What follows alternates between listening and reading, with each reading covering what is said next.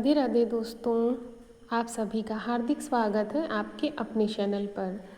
तो यहाँ हम आपसे मिल रहे हैं दोपहर में।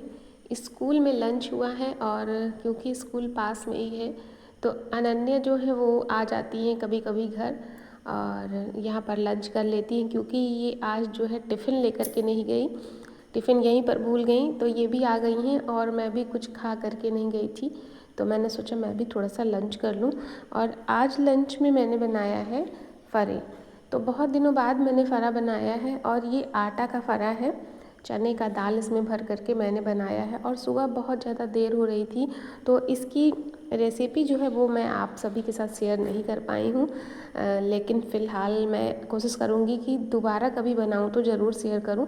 तो यहाँ पर हम दोनों ही खा रहे हैं और फ़रा जो है बहुत टेस्टी बना है और ये फ़रा हमारे यहाँ सिरका के साथ खाया जाता है तो टेस्ट बहुत अच्छा आता है। तो यहाँ हम दोनों ने लंच कर लिया है और अनन्या जो है वो जा रही हैं स्कूल अपनी क्लास में। तो हम लोग जब आधे घंटे का लंच होता है तो 10 मिनट के लिए आ जाते हैं यहाँ पर लंच करने के लिए। तो देखिए यहाँ पर हम आपसे मिल रहे क्या हैं कर छुट्टी रही हो के बाद। अनन्या? तो अनन्या जैसे ही घर आई इन्होंने कपड़े क्या चेंज खेल रही किए है? और बस लग गई तुरंत खेलने में। तो यहाँ पर इनके खिलौने देखिए किस तरीके से बिखरे हुए हैं और ये उसको खेल रही हैं। और इसका यही रहता है कि मतलब जब भी फ्री होती है अपने खिलौने निकालती है और खेलने लगती है। और इसके बाद फ़रा हमने जो सुबह फ्राई किया था वो ख़त्म हो गया था, बाकी हमने ढक कर के रख दिया था, तो अभी उसको हम कट कर रहे हैं और दोबारा से फ्राई करेंगे क्योंकि गरम गरम ही खाने में अच्छा लगता है। तो फ्राई करेंगे और टाइल्स का काम जो है वो चल रहा है और बीच में वो जाएंगे नहीं छोड़ करके, क्योंकि ठेके पर हैं तो घर नहीं जाएंगे खाने के लिए। तो हस्बैंड ने कहा था कि उनके लिए भी फ़रा भेज देना, तो वही मैं जल्दी जल्दी से फ्राई कर रही थी, उनको भी देना है। तो हस्बैंड ने खाना खा लिया है, थोड़ा सा फ़रा रखा हुआ है, तो इतने में हम तीनों को और उनके लिए भी हो जाएगा थोड़ा सा, तो मैं इसी में से दे दूँगी। और प्रखर भी वहाँ काम में लगे हुए हैं, तो प्रखर भी जब साथ में रहते हैं तो छोटा मोटा जो भी काम होता है वो करते रहते हैं, रहता है कभी ये लाओ कभी वो लाओ। और अनन्या जो है वो खेल रही हैं, लेकिन यहाँ पर अनन्या कर रही हैं मेरी मदद, क्योंकि मैं शाम को आ गई हूँ नीचे 4 बजे और आज ना मुझे सनक चढ़ी है इस कमरे की सफाई करने की। तो आज मैं नीचे वाले कमरे की अच्छे से सफाई करूँगी और अनन्या जो है वो बेंच की सफाई कर रही हैं। इस तरफ कोने में इतनी ज़्यादा गंदगी थी, इतनी गंदगी थी, चूहों ने मतलब पूरे कमरे में इतनी ज़्यादा गंदगी कर रखी है, इतना हर चीज़ को काट देते हैं, गत्ता काट देते हैं, यहाँ तक कि आजकल वो कपड़े भी काट देते हैं। अगर नए कपड़े बाहर रख दो तो उसमें भी वो कट लगा ही देते हैं, बेकार कर देते हैं कपड़ों को। और हर जगह गंदगी इतना किए हुए हैं ना कि मतलब महक आती है, चूहों की अजीब सी स्मेल आती है। तो आज मैं इसको पूरा करके ही मानूंगी, क्योंकि कल है छुट्टी, तो आज मैं सफाई करूँगी और कल करूँगी आराम। तो यहाँ पर देखिए मैंने आधे कमरे की सफाई कर ली है और इस तरफ ये जो कपड़े रखे हुए हैं ना, यहाँ पर इतना गंदा किया था, लैट्रिन इतनी की थी चूहों ने कि मतलब इतनी ज़्यादा मुझे लगता है कि उसी की बदबू आ रही थी।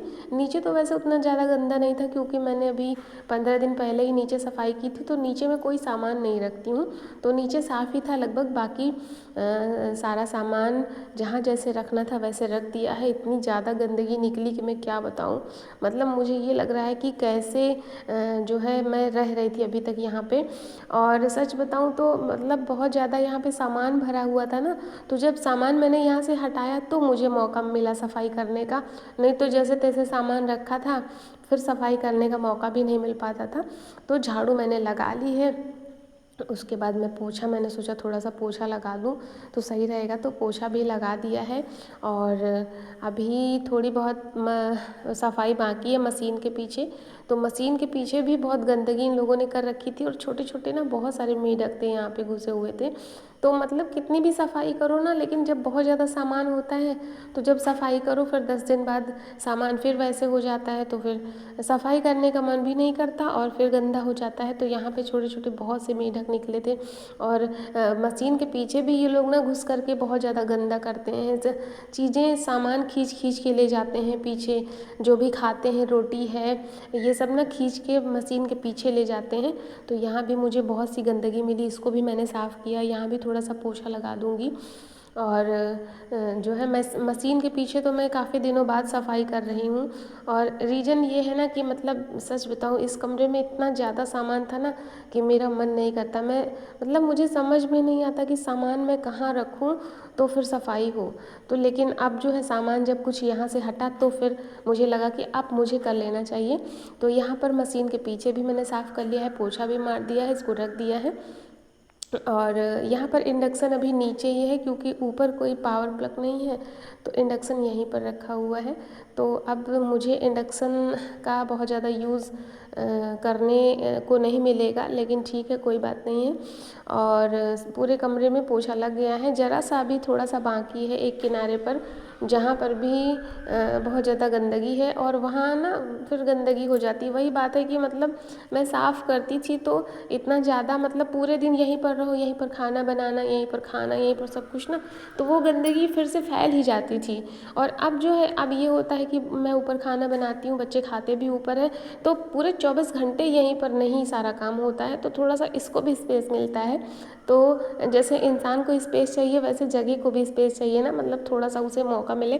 और ये देखिए ये है रूम हीटर को देखिए किस तरीके से काटा है, और यहाँ तक कि रूम हीटर के तार को भी काट दिया है, चूहों ने बुरी तरीके से काटा है। अभी मैंने इसको देखा तो इसके अंदर ना 3 चूहे घुसे थे। इस डिब्बे को जैसे ही मैंने बाहर निकाला ना तीनों निकल करके भागे। और इसमें और भी कूड़ा था क्योंकि मैंने आगे वाले कमरे की सफाई भी की है ना, तो उसमें भी बहुत सारा कूड़ा निकला, तो वो मैं ये यहाँ पर फेंकने आई हूँ। कूड़ा यहीं पर फेंकते हैं हम लोग। और आगे वाला कमरा भी बिल्कुल क्लीन हो गया है, तखत के नीचे जितना भी सामान था वो सब मैंने हटा दिया है, बहुत सी चीज़ें फेंक भी दी हैं, तो ये भी हो गया है बिल्कुल क्लीन। तो मुझे पूरा 2 से 3 घंटा लगा साफ़ करने में, और इतना साफ़ करने की हिम्मत मैं नहीं जुटा पा रही थी। तो देखिए किस तरीके से पूरा कमरा बिल्कुल साफ़ हो गया। और यहाँ पर नीचे सामान और भी ज़्यादा था, यहाँ पे इतनी गंदगी थी मतलब पैर रखने की जगह नहीं थी, इतना गंदा कर रखा था चूहों ने।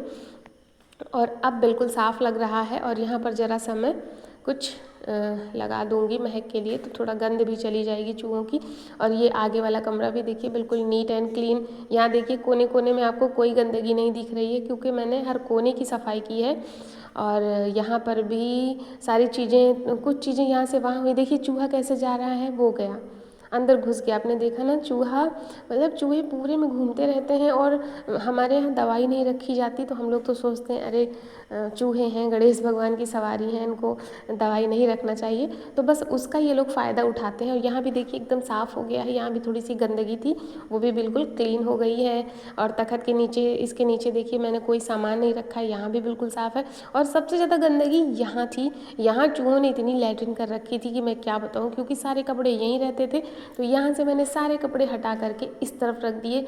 तो अब ये लोग गंदा नहीं कर पाएंगे और अब मैं भी इनको परेशान करूँगी। तो अब मैं आ गई हूँ ऊपर, और लगी है जोरों की भूख बच्चों को, तो अनन्या लेकर के आई कढ़ाई, प्रखर पानी लेकर के आए, कोई आलू लेकर के आया, मतलब सब एकदम लग गए हैं व्यवस्था में। और मैं पापड़ चिप्स फ्राई करूँगी थोड़ा सा।